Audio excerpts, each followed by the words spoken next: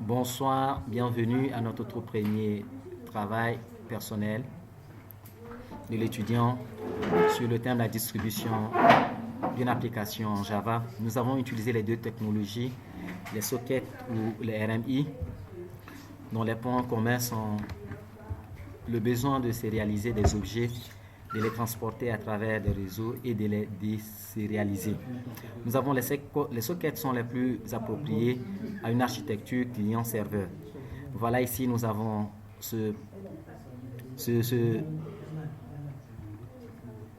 travail est utilisé. Nous avons utilisé cette bibliothèque pour faire notre travail.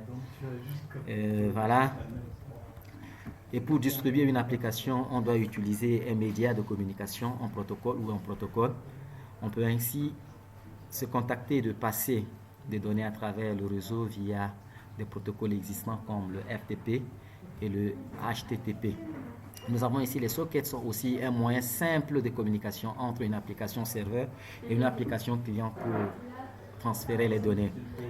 Nous avons aussi les appels de procédure des distances, donc le RPC. Le but de ce service est de simplifier la programmation d'applications client-serveur sous une forme transparente aux utilisateurs. Donc voilà, nous avons l'architecture qui nous montre comment l'arborescence de l'application. Il permet de distribuer le programme principal et les procédures sur les systèmes distants. Donc ici nous avons le programme principal qui provient du programme client et les procédures appelées constituent un programme serveur. Plus loin ici, nous allons parler des objets distants. Tout objet dont les méthodes sont susceptibles d'être invoquées par une machine virtuelle Java, autre que celle sur laquelle réside cet objet. Il s'agit généralement d'une machine distante. Donc, nous avons la technologie RMI. Voilà, quelques littératures ici que vous pouvez aussi prendre connaissance. Ici, l'ensemble des classes qui prennent en charge la gestion des RMI est regroupé dans les packages. Donc, vous avez ici l'extension de ce package et nous avons utilisé ici le JDK 17 pour implémenter notre travail. Voilà la répartition d'une application ici. Nous avons ici le middleware implicite qui prend en compte l'application de présentation, l'application de traitement et l'application de données. Nous avons ici le système d'exploitation qui interagit avec ces applications et les données. Donc, nous pouvons définir le système d'exploitation comme une croix de transmission entre l'application, entre la partie applicative et puis et le logiciel. Donc voilà ici le middleware qui est là avec la dépendance entre le système d'exploitation et les données.